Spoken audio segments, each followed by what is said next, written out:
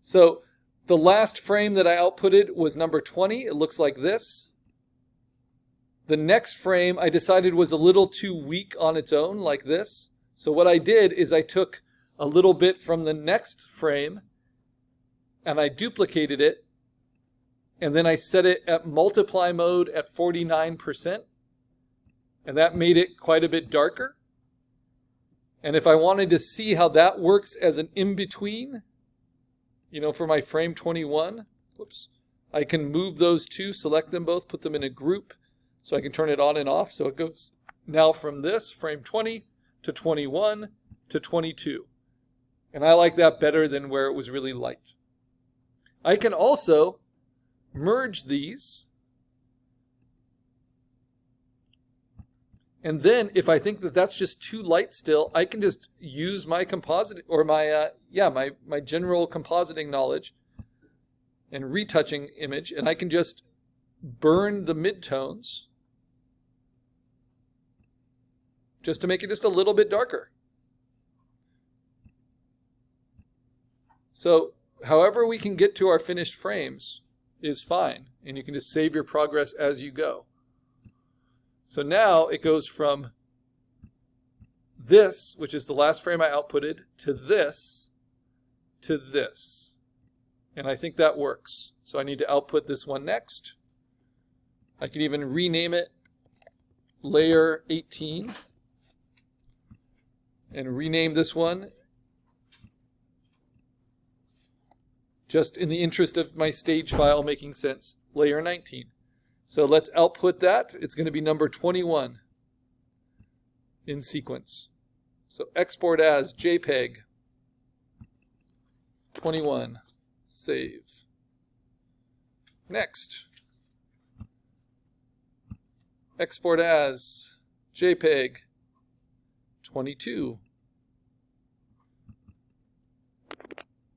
Save. Now that I can't see them anymore, I'm going to move these 20 from frame 11 to frame 20 from my downloads into my animation frames folder. Sometimes I have trouble doing this with my touch pad. So I select them all. I can hold down Command to make sure they all move together, then let go of it, and then drop them into here. And then I can view this. This is on a Mac. I can arrange them by name, and because I've numbered all of them, they come in sequence. And now those are all good. I can mark those as green, just so I know they're ready to go. Great. Okay, now from 20, I got 21.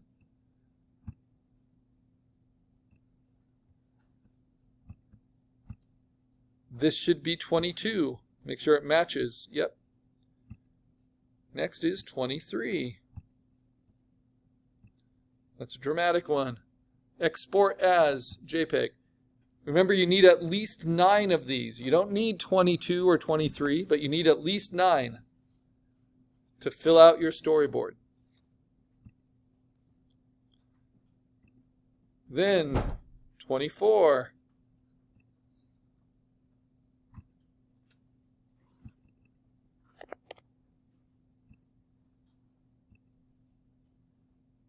$25.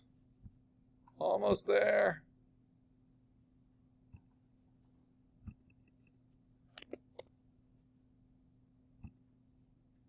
And last frame, 26. Just waiting till I see 25 here. Why do I not see 25 there? There it is. And then File, Export, last one, JPEG, 26 frames, which at 3 frames per second is roughly a 3-second animation. It's a lot of work for 3 seconds. But we're going to learn how we can do some other things with it. Okay, so now I'm going to move these frames, frame 21 to 26, over to my folder in my assignment 3 for my animation frames. I'm going to mark them as green. And I'm going to save my stage one last time. So this is my full animation so far. Everything flattened into the photos. If I scroll on all of these and then just double click. And it will say, are you sure you want to open 26 items? Because they're low enough resolution, they'll open up in sequence in preview. And this is kind of a cheat way to run your animation. You can just click on the top one, then hold down your arrow key, and you can play it through. Ooh. Now his panting's a little fast, but I like how fast the flames are, right? So what I would like is if his panting's a little slower.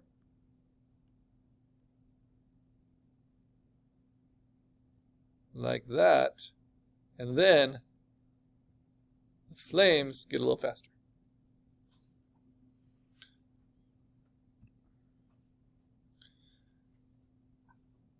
Okay, now I need to set it to reset. So I'm going to save my work in my stage. How do I get it to go back to where it started from here? Well, one way is to just play it backwards.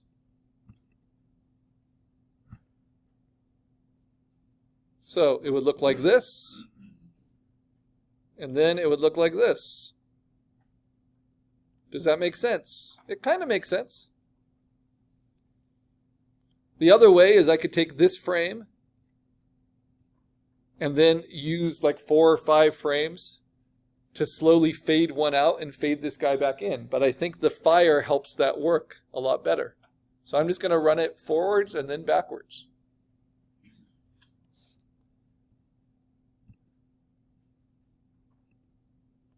All right. Now, I'm going to save my stage. And I can leave it open, or I'll close it for now. No, I'll leave it open. It doesn't matter. Now I'm going to go to where we post our topic. So, assignments. Assignment 3, where we post it. Where we posted our storyboard sketch.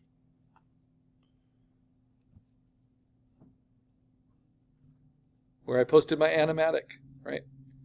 I'm not ready to post anything yet, but in the directions, it gives you a link to the website we use to make our GIF. It's easygif.com. .maker.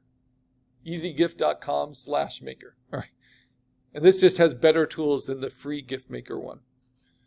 So I'm going to choose my files. That's why I have to organize them all into a folder. It's in assignment 3. It's in my animation frames folder. There's 26 of them. They're ordered. I have to select them all. Open. 26 files. Good. If that count is off, it means you didn't select them all. Then I say upload and make a GIF. But I'm not done yet. Because I, with this program, get to customize the timing. And that's why I like this one more than the free GIF one I did the animatic with. That you just have to say slow, medium, or fast, right? Here I can actually set the timing for each frame. So you can see it. Each one has a delay.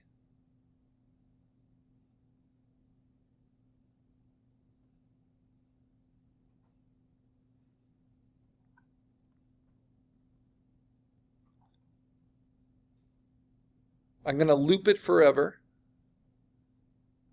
I was hoping there'd be a way I could select all the frames and then duplicate them and reverse them like I can do in Photoshop.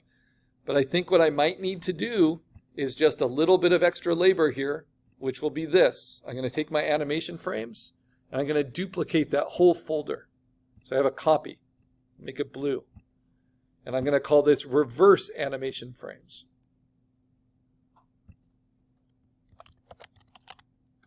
So what does that mean? That means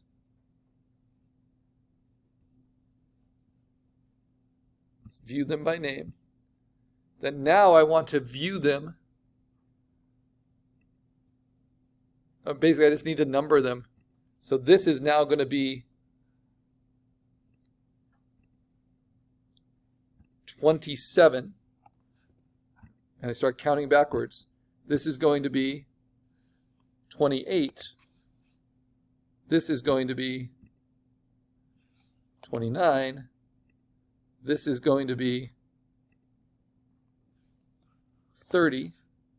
This is going to be 31. This is the problem with having to do it with freeware. This is going to be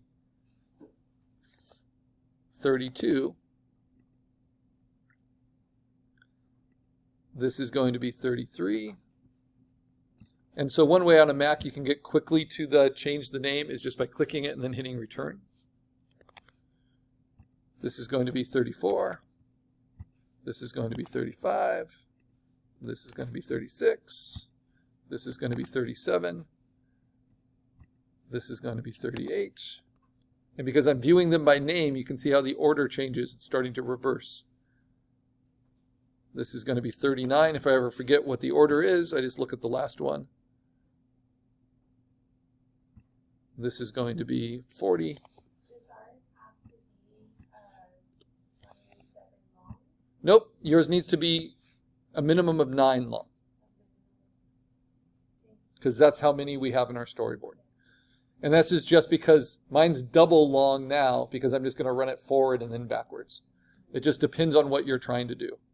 You are not required to do what I call setting for resetting so that it loops seamlessly. That's not one of the requirements. It's just nice. And I want you to know how that's possible. It's also not required that it be super smooth. GIFs are funky, and that's part of their charm. I just want you to experience the control you have over every aspect of the pixels in them. 46, 47, almost there. 48,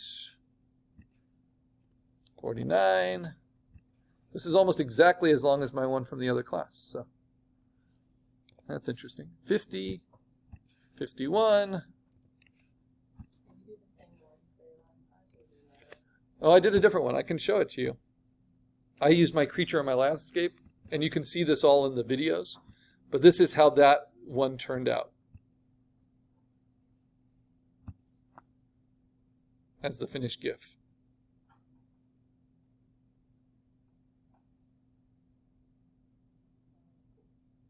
Then I slow him down a little bit, and then he gets a little sick, and then he vomits everything up. And then he leaves. Now, ideally, he would turn around and leave, but I just ran out of time. So instead, he just reverses frames. But it's nice to see kind of vector shapes outputted versus all composited raster pixels. Okay, so now in my reverse frames, I'm going to add these now to my regular frames. And as any way you can get there, you just want an individual JPEG for each frame of your animation at 100% opacity. Yes. Now what's interesting is 26 and 27 are identical frames. But I think that's okay because it's just going to give us a little bit longer beat on this face. Just like my last frame, 52, is the exact same as my first frame.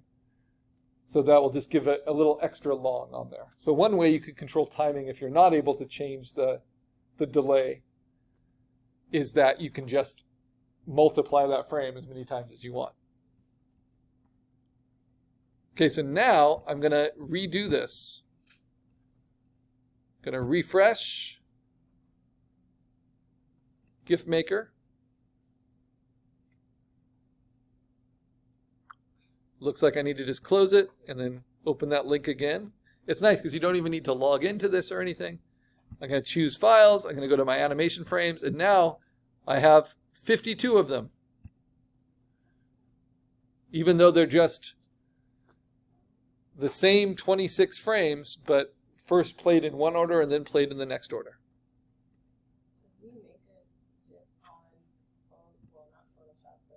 Photoshop can output a GIF, yeah. And you can do all of this within Photoshop within a tool called the timeline.